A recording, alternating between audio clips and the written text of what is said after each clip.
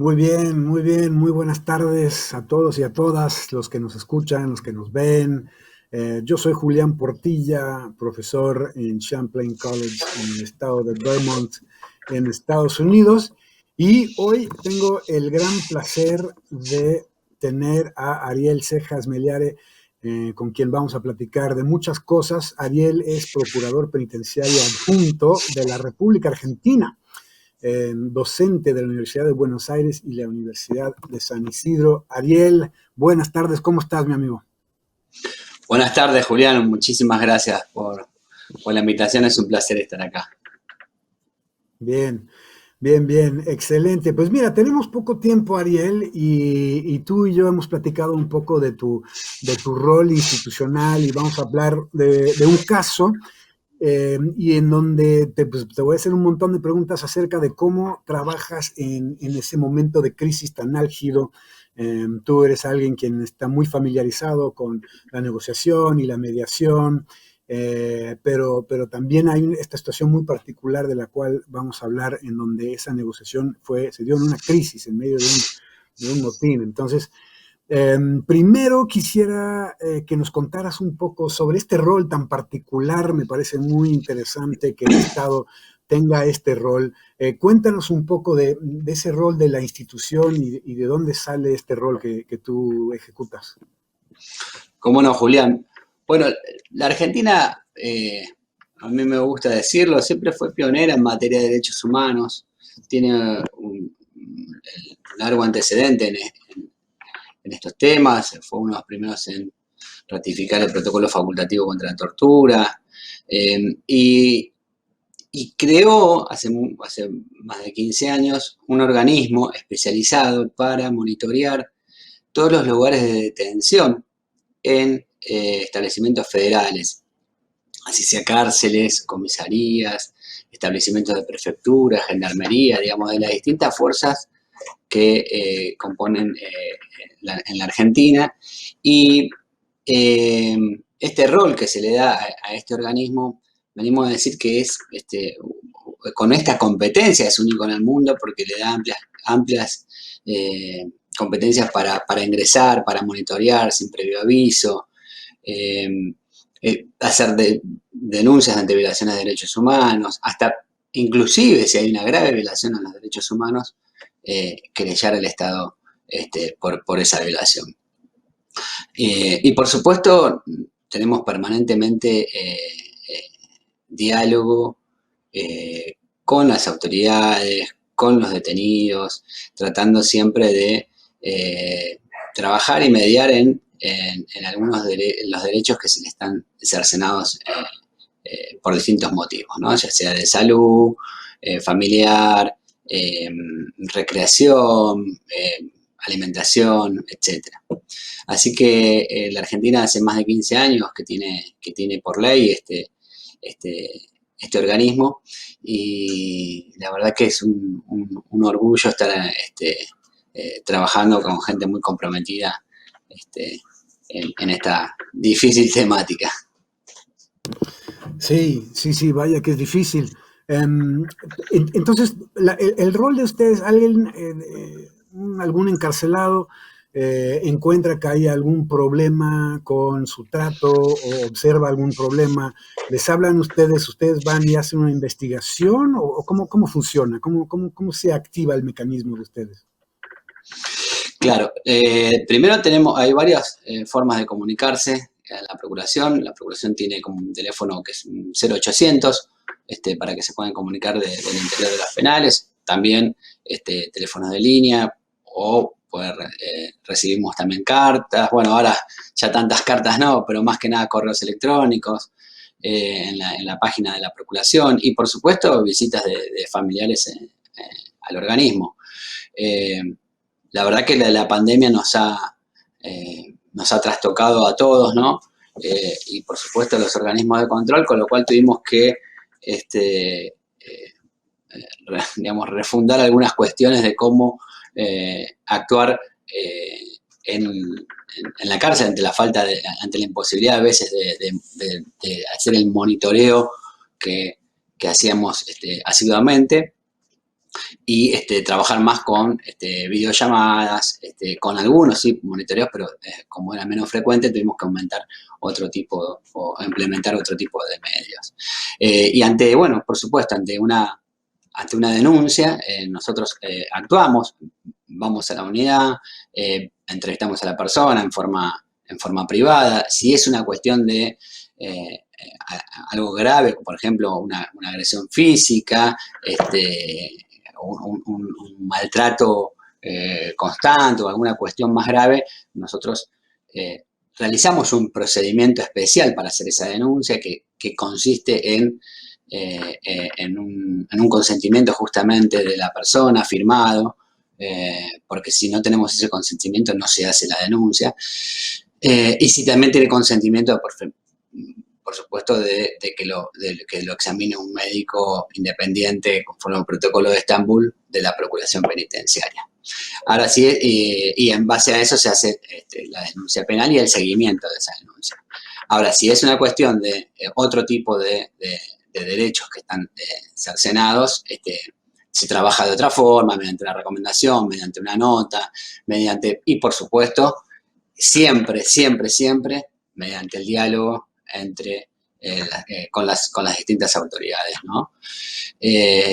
Lo único que tenemos como premisa que no hay diálogo previo, sino ahí sí se presenta una denuncia penal, es cuando hay una fuerte violación a los derechos humanos. Si no, todo se dialoga primero, se trata de trabajar primero por un buen camino, y si no se consigue, bueno, podemos ya pasar a un segundo plano, que es una recomendación, una nota, o a veces una presentación judicial.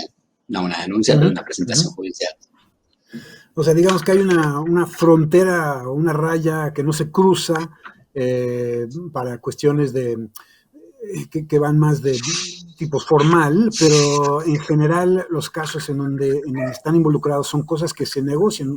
Ustedes en realidad, pensamos que sería súper interesante contar esta experiencia que tú tienes, porque estás en medio, estás entre el Estado y el encarcelado, que está pidiendo o bueno, buscando algún remedio para algún mal o percibido, algún daño percibido, aunque sea. Antes de entrar en el caso del que vamos a hablar tan álgido, cuéntanos un poco el caso típico donde tú te encontrarías entre el Estado y el peticionario. No, el caso típico es un poco lo que conversamos anteriormente, es ante un derecho cercenado, primero se escucha al damnificado, se trata de trabajar ese derecho, como te dije anteriormente, a veces dialogando o transmitiéndole a las autoridades alguna cuestión que no están viendo, ya sea de parte del detenido o de parte del organismo, como organismo de control, a veces se soluciona de esa forma. Sin ir más lejos, ayer en una visita que tuvimos en Marcos Paz con asesores, entrevistamos a distintas personas y había simples cuestiones de que al ingreso esta persona venía con un tratamiento médico y no tenía no había una continuidad de ese tratamiento médico. Solamente dialogando con las autoridades y haciéndole ese señalamiento y que podían constatar esto en tal hospitales extramuros, esto se iba a solucionar. De hecho, se tuvo la mejor predisposición. Enseguida hicieron llamar a la persona detenida, que lo entreviste el médico, que haga todos los informes de rigor, y la medicación iba a aparecer. Digamos, quiero decir que siempre se trata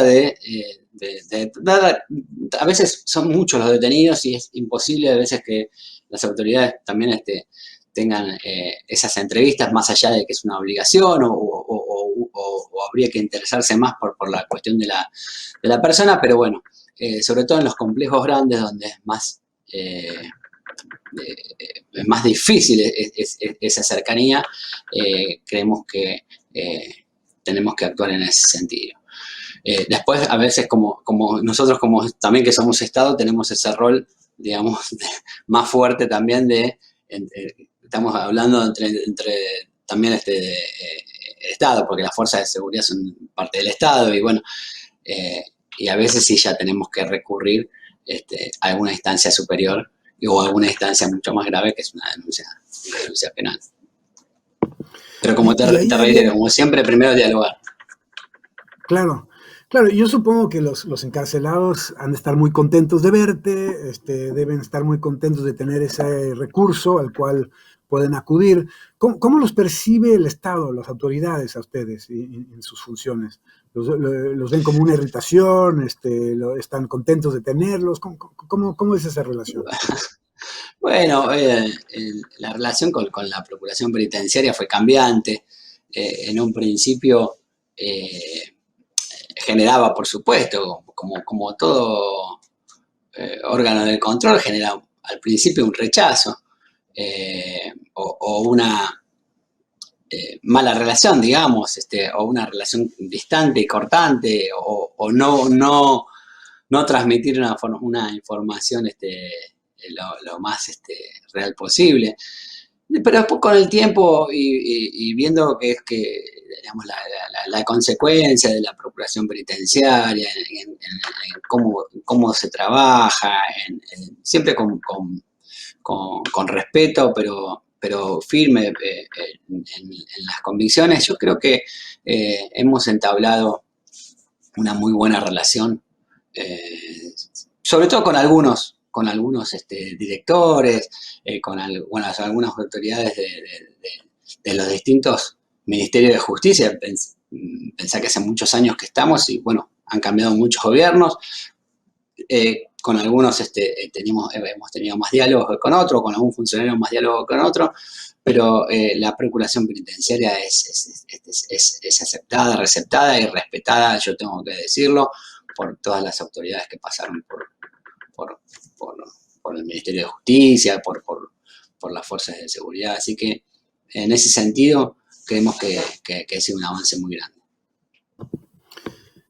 Sí, sí, digo, desde un punto de vista estructural, yo me imagino, Ariel, que en realidad lo que están haciendo ustedes es reducir un poco el nivel de frustración adentro de las cárceles, entre los encarcelados, y por ende, desde la teoría de conflicto, es como una válvula de escape a la tensión interna que se puede crear en las cárceles, y por ende, la función de ustedes es en realidad es un servicio al Estado, aunque de pronto no, por ahí no lo ven así como órgano de control, o no lo veían así, parece que ya han construido relación, pero ¿me entiendes? O sea, ustedes están cumpliendo como una función de aceitar la máquina y reducir la fricción y la frustración de los penitenciarios y poder dejar así funcionar mejor el sistema penitenciario. O por lo menos eso me imagino. ¿Cómo ves? Sí, es un esfuerzo permanente.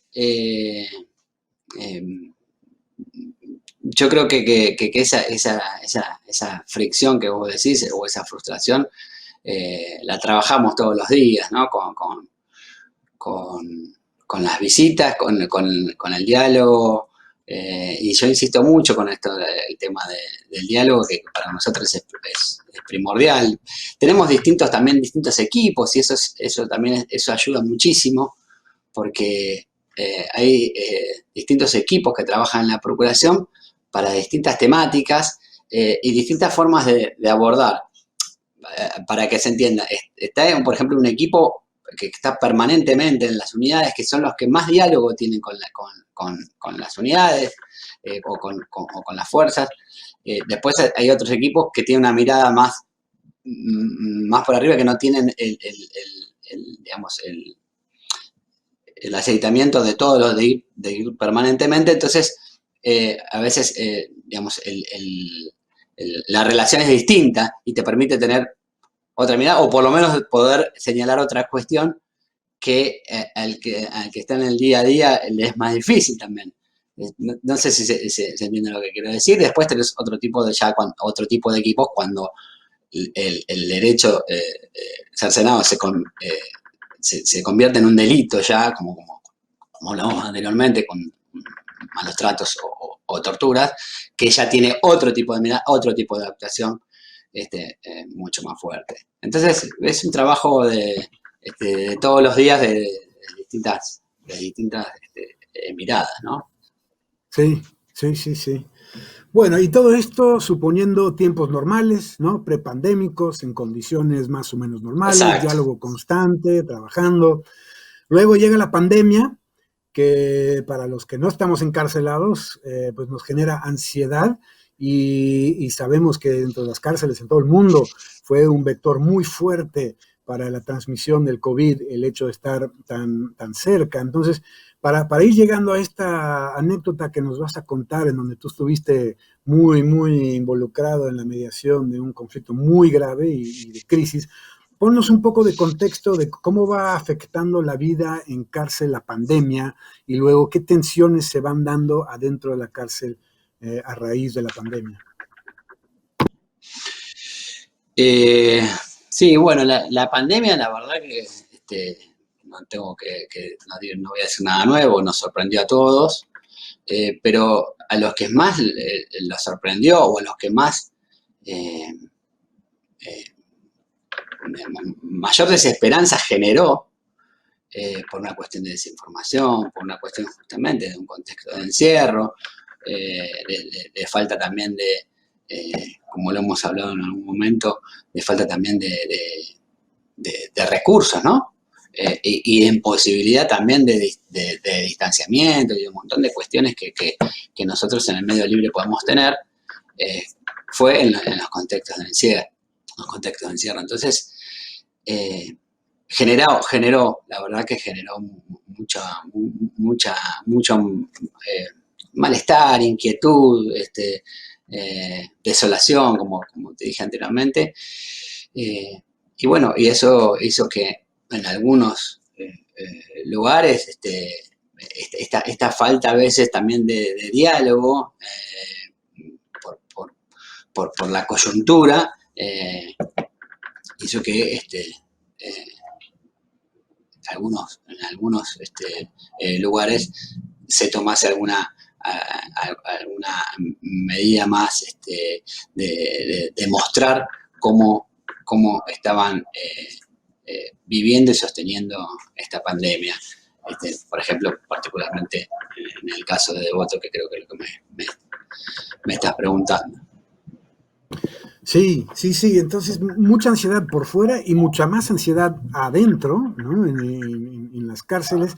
Y lo que yo entiendo que pasó fue que empiezan a haber arreglos de cómo bajar la densidad de la población encarcelada para mitigar la transmisión del COVID, pero para los que estaban adentro les parecía que no iba suficientemente rápido y luego se ponen muy nerviosos y cuéntanos luego qué pasa y qué nos lleva a la crisis, al punto álgido del motín. Sí, tal cual. La sobrepoblación en la Argentina, sobre todo en ese momento, era acuciante, ¿no? Estaba por arriba de su capacidad, muy por arriba de su capacidad real. Eh, y con todo este cuadro que señalábamos anteriormente, la situación era por demás preocupante y sobre todo era por demás preocupante para los detenidos, y con lo cual hicieron un planteo en ese sentido de que la situación así no podía seguir. Eh, y bueno, hubo como a mí no me gusta llamarlo motín, pero sí hubo una fuerte expresión, digamos, ¿no? Eh, de, de, de, de, todo el penal de Devoto, eh, tratando de mostrar, porque a veces la única forma lamentablemente, de mostrar la falta de derechos o exponer el conocimiento de esta forma, que no es la correcta, pero a veces es entendible en un contexto de encierro, por eso se insiste tanto en que es necesario el diálogo. Bueno, fue así que, bueno, la Procuración tuvo que que trabajar, intervenir con otros organismos, trabajando en el interior de los penales, tratando de mediar, de dialogar, en un contexto conflictivo, te imaginarás, pero con una confianza, sobre todo de muchos detenidos, algunos no tanto, porque en ese contexto de bronca y desolación a veces también se desconoce absolutamente todo, y nosotros también lo entendemos. Pero bueno, con muchos detenidos tratamos de trabajar para poder generar un diálogo con las distintas autoridades. Esto yo te lo comento rápido, pero esto duró todo un día, por ejemplo, con una balacera constante en algunos momentos, que tuvo que se solicitó por favor digamos que dejemos de tener esta represión para poder empezar a mostrar signos de diálogo, signos de querer restablecer un poco el orden en el penal. Y bueno, ese diálogo... Pero quiero Sí. poner el escenario un poco ahí, Ariel, porque la forma de contarlo lo presentas muy decentemente y quiero, para los que no han visto los videos o han leído sobre el caso, o sea, estamos hablando, si motín no es la palabra, es una toma forzosa por parte de los encarcelados de la institución, de esta cárcel de Voto, que está en el urbe de Buenos Aires, o sea, está en plena ciudad. Y es una toma violenta, forzosa, y a raíz de esta frustración y miedo y ansiedad que genera el COVID y la transmisión de COVID y la percibida falta de medidas de mitigación. Sé que se estaban tomando medidas de mitigación, pero por algo no se comunicaban o no se percibieron como tal. Se toman, hay una situación estancada de violencia o de toma de posesión de la cárcel y las autoridades incapaces de retomarlas. Estas balaceras que tú comentas, o sea, hay una lucha activa, forzosa, por retomar control de las cárceles, y ahí te llaman y dicen, ven a ayudarnos, y tú llegas y ¿cómo haces? ¿Cómo entras en algo tan álgido, tan violento, tan intenso? Sí, bueno, no sé si nos llamaban, vengan, digamos, me parece que es un compromiso y es una obligación de la Procuración de estar ahí en ese momento, y fue por eso que estuvimos inmediatamente. Por supuesto, una vez estando ahí, con muchos detenidos, sí solicitaban el diálogo con la Procuración y la mediación con la Procuración. Pero bueno, fue una situación muy, muy conflictiva, que el esfuerzo que más hicimos fue en generar una mínima base de confianza para de ambos lados, ¿no? Bueno, las autoridades, también estaban autoridades del gobierno que también estaban mediando para que esta situación de balacera termine. Había otros funcionarios de Poder Judicial o había otros organismos de la Defensoría Pública. Y lo que más trabajamos fue en tratar de ir a los pabellones a que mostrar la cara y tratar de hacernos responsables de la integridad de esa persona al momento de bajar a una mesa de diálogo que se hacía en la capilla del penal. Pues hay unos como Digamos, precondiciones que estás negociando simplemente para llegar a la mesa con la gente en cada pabellón.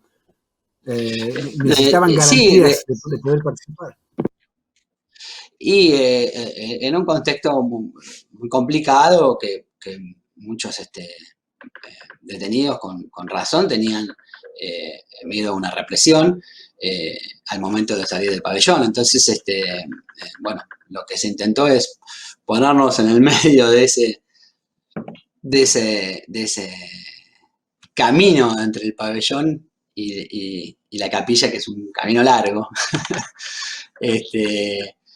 Y bueno, y con algunos delegados que eran digamos, los más reticentes a ir a ese pabellón, perdón, a esa mesa de diálogo, en la cual, bueno, estuvo constituida por después, porque duraron 2 días esa mesa de diálogo, digamos, como para constituirse estuvimos 2 días.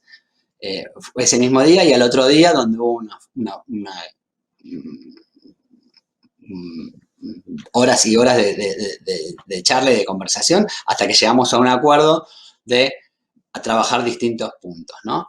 Y después, a lo largo de 1 mes y medio, se generaron acuerdos muy importantes que determinó una mirada de egreso, no egreso, sino de cumplimiento de la condena o del proceso en otro contexto para despoblar la situación tan acuciante que había en esa cárcel. Claro. Perdóname, ¿no? Y esto genera, por supuesto, perdóname, y esto genera un efecto dominó en las demás unidades, ¿no? Que donde también se ha trabajado en estos casos tan graves que había de mayores de 65 años, de madres con hijos, de personas con enfermedades preexistentes que estaban en ese contexto, de condenas cortas, poder trabajar, digamos, sobre los equipos más, o sobre los colectivos más sobrevulnerados. Ya. O sea, desde adentro, ellos ven la pandemia encima, ven que las cárceles son un vector muy fértil para transmisión de la pandemia. Hay algunas posibilidades de reducir, despoblar un poco para bajar la densidad y por ende la transmisión de COVID. Pero la percepción es que va muy lenta, entonces toman la cárcel, las cosas se ponen muy álgidas y tú, entre otros, entiendo que es un equipo, no te quise pintar ahí de Superman como solo, pero vaya, estando ahí, hay que negociar primero las condiciones de cómo vamos a negociar y si van a haber castigos o consecuencias o retribución para aquellos que salgan a negociar. Eso era un miedo, como bien vos lo señalás, uno de los miedos principales, ¿no? De represalia, bueno, después de esto me van a trasladar o voy a aparecer, como todos conocen, la Argentina es muy grande, tiene cárceles federales en todo el país, desde el norte en Jujuy hasta el sur en Río Gallegos, con lo cual, y bueno, se aleja de la familia, se aleja de un montón de cuestiones. Y esa era una de las garantías principales que hubo en el acuerdo de la mesa de diálogo, de que ninguna persona, siempre y cuando obviamente no sea algo gravísimo, va a ser trasladada a consecuencia de este conflicto que hubo en el penal. Eso fue uno de los puntos principales que hubo que garantizar. Mi pregunta, Ariel, es mi percepción de las administraciones penales, que la verdad mi ignorancia es mucho más amplia que mi conocimiento en ese sentido, pero yo supondría que el instinto es castigar el mal comportamiento. Y entonces me pregunto si esa negociación fue difícil con las autoridades penitenciarias de permitir ese asilo, digamos, para aquellos que venían representando cada pabellón.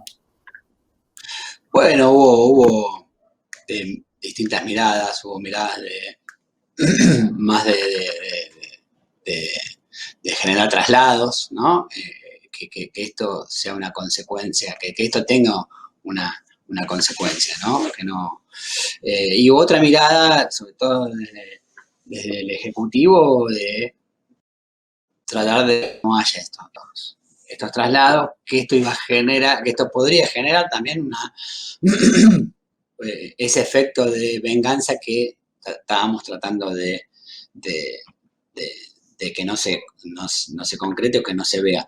Pero déjame decir esto porque estábamos en un contexto de algo que era nuevo, vuelvo a insistir, nuevo para todos. No es que se estaba haciendo un motín para querer generar una ventaja de algo.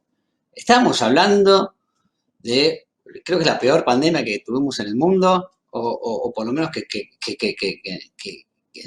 tan masiva, y lo que hablamos al principio, en un contexto donde no teníamos ningún tipo de información, y sobre todo ahí adentro no había información, no había medidas de cuidado, había un caos de desesperanza tan grande, y una sobrepoblación tan grande, y cuando te metían por todos lados, con razón, ¿no? De que había que tener sí o sí un distanciamiento, un cuidado, un barbijo, lavandina, alcohol, todas cuestiones que carecen por demás en los contextos de encierro. Entonces, no quiero decir que era justificado, pero era entendible, ¿se entiende? Eh, eh, eh, entonces, no era un conflicto generado, como dijimos, por una cuestión de ventaja, sino por algo razonable, se entiende lo que quiero decir. Entonces, Sí, sí. al ser algo tan grave, me parece que había que tener una deferencia en ese sentido, de, bueno,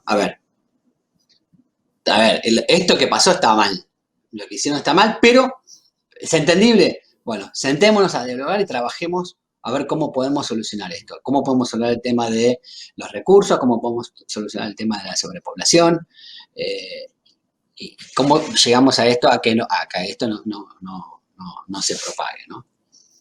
Sí, sí, sí, sí. Ahora, una vez que logras sentar a los representantes de los distintos pabellones con las autoridades respectivas, las condiciones de despoblación que negocian, aquellas que mencionaste y probablemente otras, ¿cuán difícil fue esa? O sea, ¿esa parte se dio más naturalmente o cómo fue el proceso de negociación para llegar a esas condiciones? Para llegar a la mesa, o para llegar después el proceso Una de vez llegas a acuerdo. la mesa, o Sí, sea, tienes que negociar quién va y con qué condiciones de seguridad para sentarse en la mesa. Bueno, lo sí. logras. Llegan, se sientan y ahora a negociar las condiciones de regreso a casa para algunos, con ciertas condiciones. Esa negociación, cuéntanos un poco de cómo se dio esa parte de la negociación.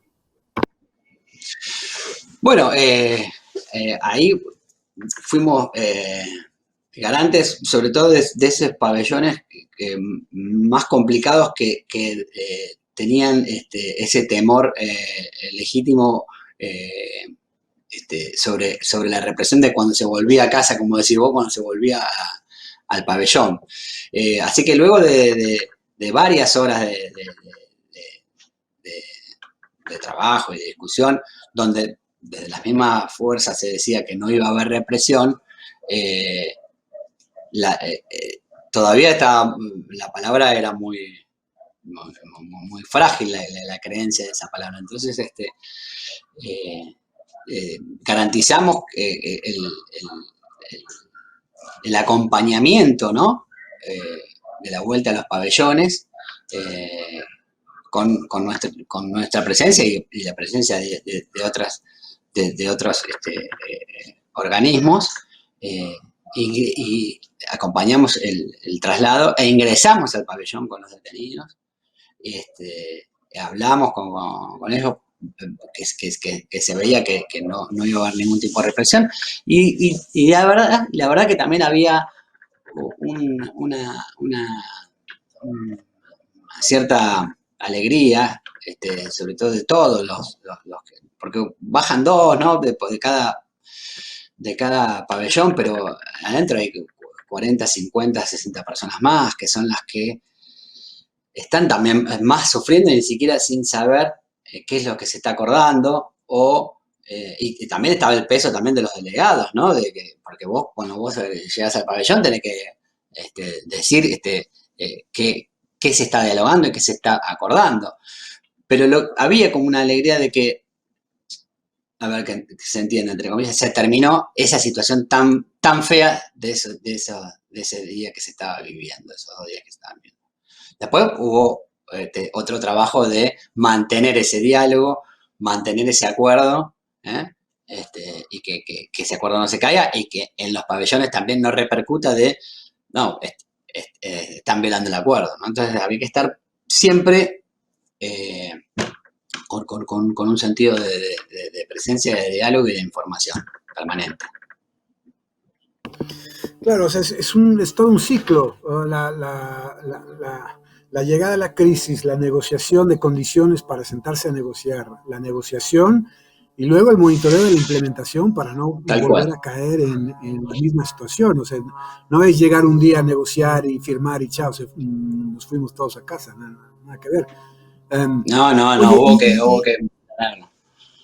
Sí. En algo tan delicado, tan intenso y tan largo, ¿qué diferencias experimentaste en esta situación de crisis tan álgida, inmediata y de corto tiempo, digamos, y en crisis, comparado con el trabajo, digamos, más normal de diálogo y mediación y negociación más típicos de tu día a día pre-pandemia, digamos? O sea, ¿qué viste en esta situación de presión tan alta que normalmente no ves? No, Julián, fue nunca visto. Eh, Te imaginarás que la actuación del organismo para resolver los conflictos diarios no tiene ni punto de comparación con lo que tuvimos que vivir junto con los detenidos y con los funcionarios en ese momento, ¿no? Hemos estado también mediando y trabajando en mesas de diálogo ante una huelga general, por la modificación de algún reglamento o de una ley, o hemos trabajado por algunas reformas que se iban a hacer o se iban a implementar en alguna unidad, de poner, por ejemplo, estoy hablando o camas dobles o un reglamento para la población colectiva de jóvenes adultos. Hemos tenido distintas instancias de mesas de diálogo o diálogos también propuestos por una instancia judicial, ¿no? Ahora, lo que esa mediación que tuvimos no fue única porque nunca habíamos estado en una situación tan complicada, porque vuelvo al principio, era complicada para todos porque era algo tan nuevo para todos que muchas cosas no se tenía respuesta, porque después todos fuimos conociendo algunas cuestiones de la pandemia, o la pandemia se fue, lamentablemente nos fuimos acostumbrando a algunas cosas y entendiendo otras y entendiendo que había que esperar o eran cuestiones de tiempo, pero en ese momento era imposible saber eso. Entonces, por eso digo que fue una situación única. Mirá, nosotros en la Procuración también tenemos un programa permanentemente de diálogo, es un programa que se llama Promoción Hablando, tenemos otro programa que se llama Concordia, que trabajamos con el personal penitenciario, Promoción Hablando con los detenidos, tratando de empoderar en la palabra a los detenidos, a las detenidas. Entendemos que la palabra es un derecho humano. Nosotros trabajamos permanentemente tratando de bajar los conflictos o de los conflictos entre los mismos detenidos y con el personal. Ahora, eso es sin punto de comparación a lo que tuvimos que vivir en ese momento en Devoto. ¿Se entiende a lo que voy, no? Sí, no, fascinante. Oye, y yo creo, Ariel, dime si estoy equivocado, si hubiera llegado Julián Portilla ese día para tratar con los detenidos, o sea, me hubieran sacado a palos, o sea, eso que lograron tú y tus colegas parte de una larga historia de relaciones y de confianza, ¿no? No llega cualquiera a hacer ese tipo de cosas, ¿correcto? Correcto, exactamente. Bueno, muy bueno eso que decís, Julián, porque a veces se habla mucho de la mediación, del diálogo, la palabra, pero yo creo, y se prepara mucha gente en esto, pero una cosa es mediar en distintas situaciones, otra cosa es mediar en contextos de encierro. Para poder trabajar en contextos de encierro tenés que tener experiencia, tenés que tener eh, eh, experiencia y consecuencia, ¿no? De que tenés que ganarte un respeto de parte también de parte de las personas que están en contextos de encierro. Porque si no tenés ese respeto o esa confianza, nunca vas a poder generar una resolución de un conflicto. Entonces, a veces, con la ventaja que corremos de la procuración es en eso, ¿no? Hay por supuesto que hay expertos que saben muchísimo en este tema, en el tema de cómo resolver conflictos, cómo mediar, pero la experiencia que nosotros tenemos en contexto de encierro me parece que es el plus que nos da a los que trabajamos en la procuración a poder tratar de siempre de generar una mejor relación, un mejor diálogo y o la cercenación del derecho que se está lesionando en ese momento. Claro. Claro, justo Gastón, ahí nuestro colega preguntaba cómo jugaba la relación de la procuración y que ya tenía construido con los internos en esta situación. Y bueno, Creo que justamente lo que comentas, ¿no? Claro, justo esto que comentaba Gastón es esto que acabamos me parece de responder, ¿no? Sí, sí, sí, sí. Sí, Iraña dice, la confianza juega un papel fundamental y respeto, desde luego, muy cierto, dice ella. Y bueno, Silvina Lavalle, que parece que también trabaja mucho en contextos de encierro, dice que coincide plenamente con lo que tú dices de la relación y la construcción de confianza trabajando Ahí estoy leyendo, con a César también, Alfonso. Sí, sí, sí. Y déjame decir una cosita más, ¿no? Que a esto que hablábamos al principio, que siempre está el diálogo, siempre está la mediación, siempre está tratamos de resolver los conflictos o los podemos resolver de otra forma. Lo que dijimos al principio, lo que no aceptamos es una violación grave a los derechos humanos. Y en este conflicto que se generó en la cárcel de Devoto, hubo dos casos gravísimos de dos detenidos que fueron heridos muy gravemente con balas de plomo.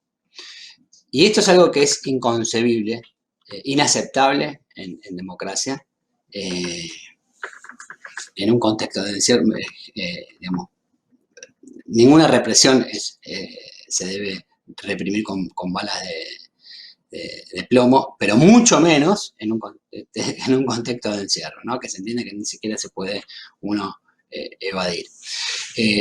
Con lo cual, en eso, la Procuración también trabajó en todos los heridos que hubo producto de este conflicto. El personal médico de la Procuración visitó uno por uno los que estaban intramuros y los que estaban extramuros. En eso encontramos a estas dos personas que los mismos detenidos nos advertían y algunas autoridades nos decían que no habían sido heridos con balas de plomo, que no de ninguna manera hubo balas de plomo, hasta que pudimos constatar en el hospital que sí tenían heridas de balas de plomo. Por supuesto hicimos la denuncia penal, con lo cual a esto iba. Acá no hay diálogo, acá se hace la denuncia penal, obviamente con el consentimiento de la persona, pero eso era más que obvio. Y una vez que la pericia determinó que era una bala de plomo, nos constituimos como parte querellante. Es decir,